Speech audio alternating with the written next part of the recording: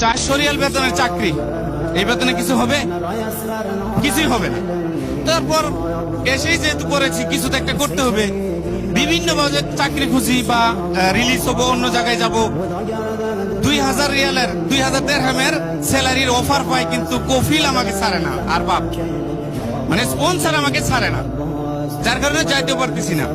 তো হঠাৎ কোন এক কারণে ডিএক্সএন অফিসে যাই একজনের প্রোডাক্টের জন্য, আমার জন্য না।